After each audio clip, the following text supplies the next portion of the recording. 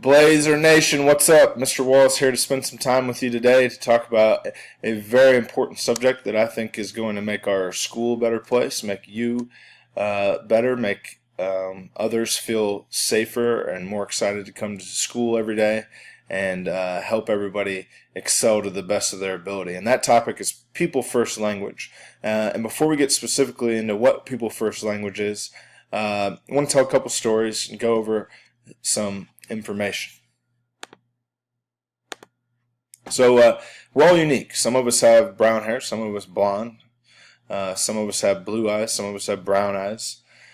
Some of us are great at kicking a ball or shooting a ball. Some of us are great at singing or playing an instrument or acting or debating or good with numbers or good at writing a paper. You get the point. We're all unique, and that makes you special. And we're all special in our own ways. There's things that we're passionate about. There's things that we have talent in. There's things that we work hard at because we enjoy it. And that makes you special. That makes you unique. And we need to celebrate our uniqueness. And when we're talking about people with disabilities, which is what our focus is today with People First Languages, we need to celebrate and enjoy the people that they are before we talk and worry about the disability that they have. So, story time with Mr. Wallace. You're going to meet Blake, my man Blake over here, and we're going to go all the way back to when I was in high school like you. And I was an ignorant high school kid. I thought I knew more than I did. I'm sure none of you are like that. But Blake really opened my eyes up. Blake was a manager for the basketball team, and he was always happy, always very positive. He never had a bad day. He was a hard worker, and he loved to wrestle. And Blake was very strong. And when Blake got you in a headlock, it wasn't easy to get out. So one day I'm going to practice, and I'm tired. And Blake wants to wrestle, and I'm like, Blake, man, I'm too tired. I don't want to wrestle today. And he kept trying. So, I think I'm going to outsmart the kid that has the disability. So that was my mindset as an ignorant high school student. So I go out of the gym, and I run down to some other doors thinking, Blake isn't going to think that I'm going to go in these other doors. He's not going to figure that out. Well, Blake figured it out. I swung the door open. There's Blake, ready to go. So I threw my hands up. I said, let's go, Blake. You got me.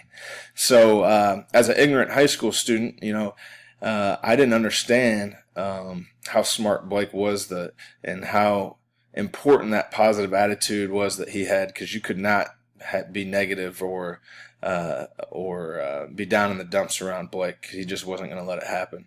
So he taught me a lot as a high school kid, and really opened my eyes up to the person and the qualities of the person before ever worrying about the disability that they have. So let's talk some facts, because I want to make sure that you guys are, is quick education on people with disabilities. So people with disabilities have their own special abilities, interests, needs, wants.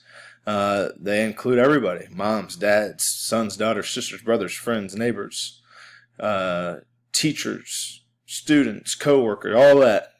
They're included. Now here's a stat that just blew my mind that I didn't have any idea. About 54 million Americans have a disability. That's 1 out of every 5. And disabilities range. There's people with physical disabilities. There's also people with intellectual disabilities. Wide range of disabilities fall under this category. They enrich our communities and make our communities and societies better as they share their uniqueness and share their qualities. People with disabilities constitute the largest minority group, while they're also the most inclusive and most diverse. There's not one type of person that's not represented at all genders, ages, religions, socioeconomic levels, and ethnic backgrounds. And any one of you, me, or anybody else could join this group at any time due to a, a physical or intellectual disability. A car accident takes away your use of something physically, or you have a stroke or anything along those lines. So what is people first language? It's putting the person before the disability. So we talk about the person, then we talk about the disability. It's real simple, and some of us may already do it, and some of us may, after this, realize, oh, I need to change how I talk, and that's what I'm hoping happens. Story time with Mr. Wallace again. Here's my buddy Aaron. Aaron was a manager for the basketball team that I coached at Piper High School, and high energy guy, hard working guy, multi-medalist in track, Special Olympics track, always willing to do whatever needed to be done, loved hanging around the guys, loved to talk, loved to tell stories, loved to be in the mix. And he's a person with an intellectual disability. And Aaron taught me a lot. You had to match his energy level. You couldn't have a day where you weren't ready to roll with Aaron. He was always helpful and thought of other people and wanted to do a good job.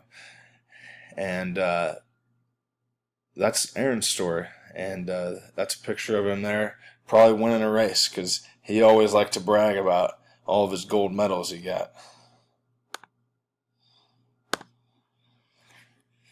So I know this is a lot of writing here, but I think this is really important. So why does how we say things matter? And I got this from thearc.org, and I just thought it really summed up why language matters.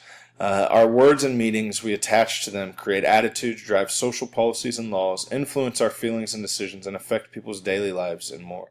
How we use them makes a difference. People first language puts the person before the disability and describes what a person has, not who a person is. Using a diagnosis as defining characteristics reflects prejudice and also robs that person of an opportunity to define him or herself. So what's that saying is people with disability want to be known by, what they bring to the table, what they do, what they're passionate about, what they're good at, not what disability they have.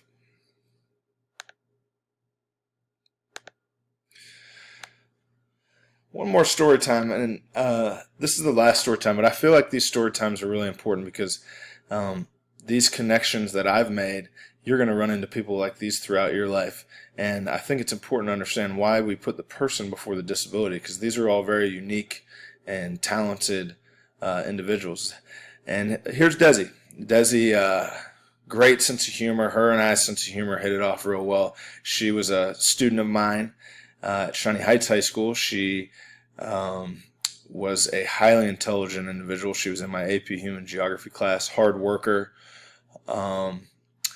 And like I said, she was hilarious. She had dry humor. So we got along really well. And here's the really cool thing about Desi is that she is a Nashville Country Music Award-winning songwriter. So she wrote a song that her cousin performs and won a national award for songwriting. And Desi is a person with a physical disability. She was in a car accident as a child and lost use of her arms and legs, so she's a quadriplegic. Also has to have an air tube in at all times. And due to her physical condition, she has to have a nurse with her at all times. And in the class, she also had a paraprofessional with her at all times to help take notes, read things, and that sort of thing. She was always with two adults. So imagine that, teenagers. You got two adults following around all the time. She'd always try to sneak away and go talk to a boy or something. So she was a very unique person, and she was very proud of that song that she wrote, and a special person, and I really enjoyed her. And it would be an injustice to not understand who she is as a person before worrying about that she's a person that uses a wheelchair. And unfortunately, there were students and staff that didn't realize how sharp she was, that she could write songs, that she could be in an AP class. Some people didn't even know she could speak, which was unfortunate. So we had to do a lot of educating her classmates on, hey, Des is just like you. She wants to hang out and have a good time just like any other teenager, and she's smart and she writes songs. So that's pretty cool stuff. So what does this People First language sound like? So it's a person with a learning disability, not learning disabled. It's a person who is visually impaired, not a blind person. It's accessible parking, not handicapped parking. Now, how many of you have used the learning disabled, blind person, handicapped? I know I have. I didn't know what People First language was, and I didn't know that it mattered. But hopefully after this, you'll think about how you word things and how you use language, and think about how best to use language to describe somebody. So let's take a quiz. Let's see if we're getting it. So I gave you a few examples here, a person with a learning disability, not a learning disabled. And now we're going to take a little quiz. So go ahead and join our quizzes game, and we will get started.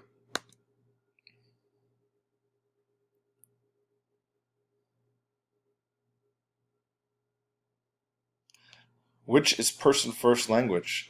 Person with a disability, disabled person. Got it.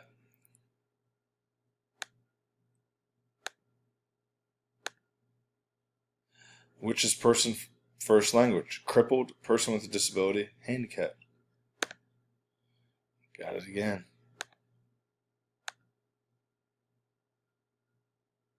Which is person first language? A person who uses a wheelchair, wheelchair bound, confined to a wheelchair. We're doing well.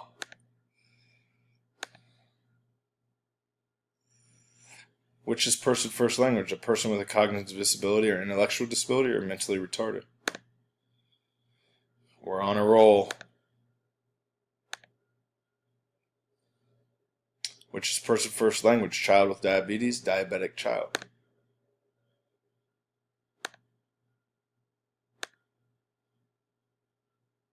Which is person first language? Autistic child, child with autism. Perfect score. Job well done. So don't expect you to be perfect with this right away, but our expectation is that you do try to get this right. Think about, this is empathy. You're putting yourself in somebody else's shoes. How would you want to be described? You want to be described as the person you are, not some other characteristic about you. So let's try to work hard, and let's try to really think about our language. I'm not perfect at it. I have to think about it sometimes because of the language I grew up around that I need to change. But I really think this is going to make us have a better quality school. I think it's going to make you a better person, and I think it's going to help out your friends, our students that are people with disabilities. So let's keep working together, and let's keep being a better Blazer. Hope you enjoyed it. I can't wait to talk to you guys in the hallway soon. Have a great day.